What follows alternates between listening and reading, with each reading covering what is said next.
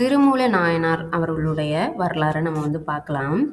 இவர் வந்துட்டு இந்திரன், திருமால், பிரம்மன் அவங்க எல்லாரும் தேவர்களுக்குரிய சிவநெறியை எப்பவுமே அருளக்கூடிய நந்தியம் பெருமானை தான் அவர் குருவாக கொண்டவர். அவருக்கு சிவபெருமான் மேலே அவ்வளோ ஒரு பற்று. இவரோட பேர் என்னன்னு பார்த்தீங்கன்னா சுந்தரர் அப்படின்ற பேர் தான். இவர் ஒரு யோகியாக தான் இருந்திருக்காரு, சிவயோகியாக இருந்திருக்காரு. அப்போ என்ன பண்ணுவார்னு பார்த்தீங்கன்னா, ஒவ்வொரு ஊர்லேயும் போய் சிவபெருமானை போய் வணங்குறது இவரோட வேலையாக இருந்திருக்கு. அப்போ ஒரு தடவை திருவாவடுதுறை அப்படின்ற ஊருக்கு வரும்போது இவருக்கு தோணுச்சா, நம்மளுக்கு கடைசி வரைக்கும் நம்ம இங்கே தான் இருக்க போகிறோம் அப்படின்னு சொல்லி அவரோட மனத்தில் தோன்றிருக்கு. அது ஏன் தோன்றுச்சு அப்படின்னு பார்த்தீங்கன்னா, அவர் ஒரு கிராமத்து வழியே நடந்து போய்கிட்டு இருந்திருக்காரு. அப்போ பார்த்தீங்கன்னா ஒரு மூலன் அப்படின்ற ஒரு பேர் கொண்ட ஒருத்தர் பசுமாடுகளை மேய்ச்சிக்கிட்டு இருந்திருக்காரு. ஆனால் மேய்ச்சிக்கிட்டு இருந்தவரை ஒரு பாம்பு ஒன்று தீண்டிடுச்சு. தீண்டினோன்னா அவர் இறந்து போய் கிடக்காரு. இந்த பசுமாடுகள் எல்லாம் அவரை சுற்றி நின்றுக்கிட்டு கத்திக்கிட்டு இருக்கு. ரொம்பவே துயரத்தில் இருந்துக்கிட்டு இருக்கு.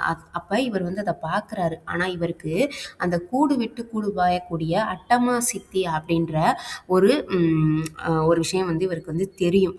அதனால என்ன பண்ணிட்டாருன்னா, இந்த பசுக்கள் எல்லாம் கதறி அழுகிறத பார்த்தவர் நம்ம உடலை ஒரு இடத்துல வச்சுட்டு நம்மளோட உயிரை இவரோட உடம்புக்குள்ளே செலுத்தி இல வைக்கலாம் அவரை அப்படின்ற மாதிரி யோசிக்கிறாரு. அப்போ இவருடைய உடலை ஒரு இடத்துல மறைச்சி வச்சுட்டு அந்த உடம்புக்குள்ளே போயிடுறாரு.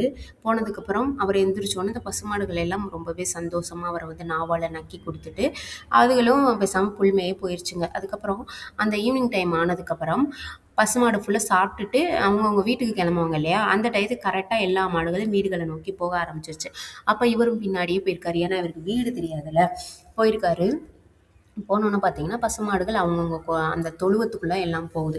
அப்போ அவங்களுடைய மனைவி, அந்த மூலன் அப்படின்றவருடைய மனைவி ஓடி டக்குனு இவரோட கையை பிடிச்சாங்களாம். டக்குனு இவங்க கையை உதறி விட்டுட்டு விறுவிறுன்னு வெளில போயிட்டாராம்.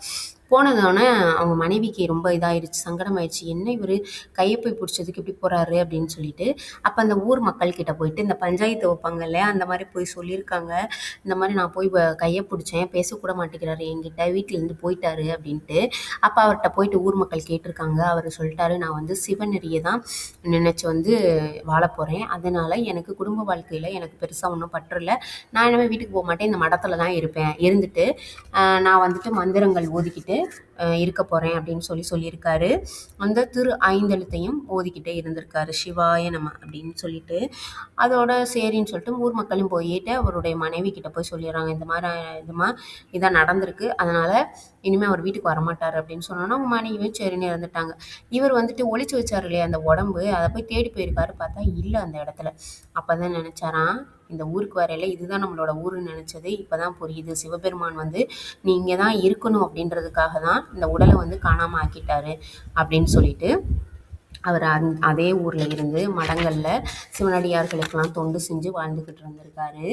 இறுதியில் சிவபெருமானையே எப்போவுமே பிரியாமல் அவருடைய சிவன் தாள்லேயே போய் சேர்ந்துட்டார்.